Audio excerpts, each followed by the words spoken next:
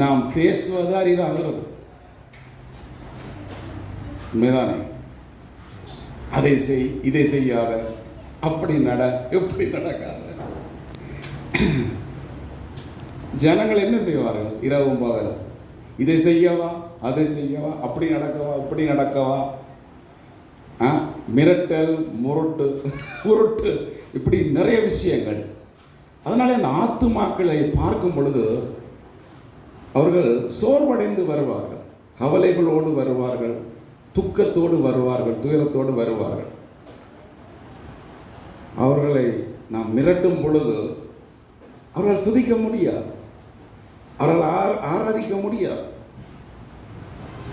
எவ்வளவு நல் வார்த்தைகளை தெரிந்திருந்தாலும், எவ்வளவு நன்றாய் ஆண்டவர்களை அன்பு கூர்ந்தாலும், அவர்கள் வெளியிலிருந்து உள்ளுக்கு வரும்பொழுது பல காரியங்களோடு தான் வருகிறார்கள்.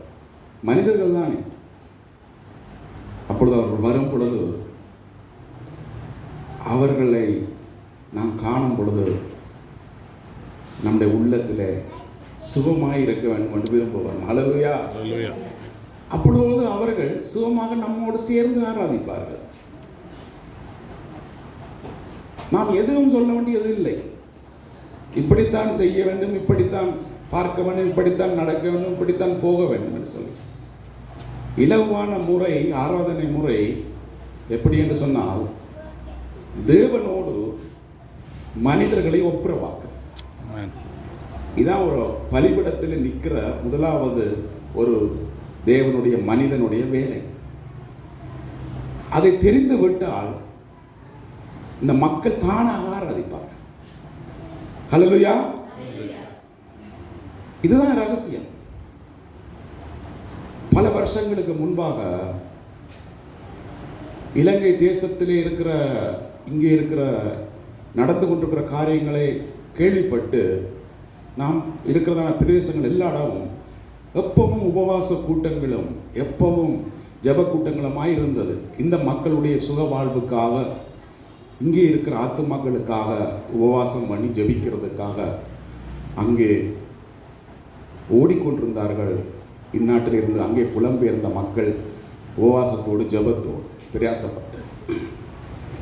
அப்படி இருக்கிற நேரத்தில் ஒரு முறை இலங்கை தேசத்துக்காக ஜபிக்கும்படியாக ஒரு இடத்துல நாங்கள் திரளாக போயிருக்கிறோம். அந்த இடத்துல கொஞ்சம் சீனியர் ஊழியக்காரர் வந்திருக்கிறார்கள், மற்றவர்கள் இளம் ஊழியக்காரர்களும் இருக்கிறார்கள்.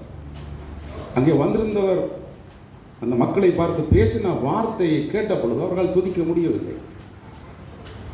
என்கரேஜ் பண்ண வேணும், என்ன செய்ய வேணும், அவர்களை உற்சாகப்படுத்துறதுக்கு அவர் தாக்க தொடங்கி விட்டார். அவருடைய வார்த்தை கட்டி எழுப்புறதல்ல, கட்டி கொண்டிருக்கிறதை உடைக்கிறதாக இருந்தது. இங்கே நாங்கள் நிற்கும் பொழுது அங்கே இருக்கிற மக்களுடைய வாழ்க்கையை, பலதரப்பட்ட மக்கள் உணவு பிரச்சனைகள் கஷ்டத்தில் இருந்து அவர்கள் வருகிறார்கள்.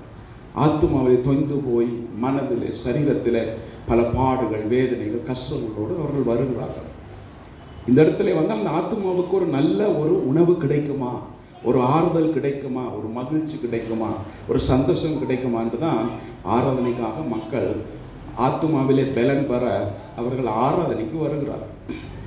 அப்படிப்பட்ட மக்களோடு நாம் இடைப்படும் பொழுது அவர்களை தேவனோடு ஒப்புரவாக்க வேண்டும். நாம் துணிகரமாக காரியங்களை செய்வோம் என்று சொன்னால், தேவ பயமில்லாமல் எங்கள் அனுபவங்களிலே நாங்கள் காரியங்களை செய்வோம் என்று சொன்னால், தேவ பிரசன்னத்தை அந்த மக்கள் உணர மாட்டார்கள். தேவனுடைய மகிமை தேவனுடைய ஆலயத்தை மூடாது. ஏன்னா நானே தான் அங்கே இருப்பேன், நானே தான் எல்லாம் செய்வேன், தேவன் அங்கே வர முடியாது. இப்போ தேவன் வர வேண்டும் என்று சொன்னால், நாங்கள் சுகமாக இருக்க வேண்டும் என்றால், நம்முடைய ஆத்மா வாழ்ந்திருக்க வேண்டும் என்று சொன்னால், நாங்கள் என்ன செய்ய வேண்டும்? தேவனோடு நாங்கள் ஒப்புரவாக வேண்டும். சிலர் சொல்லுகிறார்கள், நாங்கள் ஞானஸ்தானம் பெற்று முடிந்தவுடனே நம்முடைய பாவங்கள், பழக்க வழக்கங்கள், கெட்ட சுபாவங்கள், செயல் கிரிகள் எல்லாம் அன்றோடு தண்ணீரிலே மூழ்கடித்து அதற்கு பின்பாக நாங்கள் பரலோகம் வரை நாங்கள் பெர்ஃபெக்ட் பரிசுத்தவான் என்று நாம் நினைக்கிறோம். தவறு.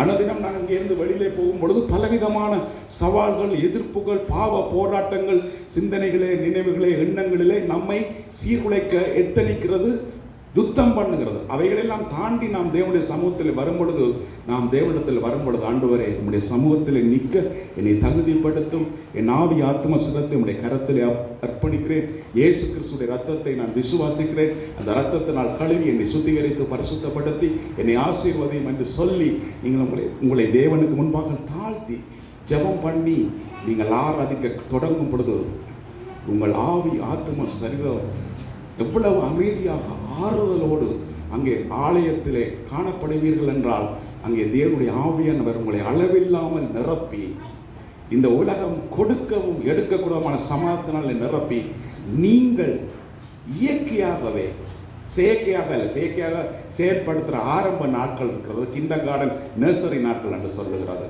ஆனால் ஒரு ஆவிக்குரிய வாழ்க்கையிலே கொஞ்சம் அனுபவம் பெற்று முதிர்ச்சி பெற்று வேதத்தை அறிந்து பரிசுத்தோட வழிநடத்தலோடு நாம் வாழும் பொழுது நம்முடைய ஆத்துமா அங்கே இருக்கிற அந்த ஆராதனையிலே தேவனோடு ஒப்புரவாகி தாழ்த்தி தேவனை வரவேற்று ஆசீர்வதித்து ஆராதிக்கும் பொழுது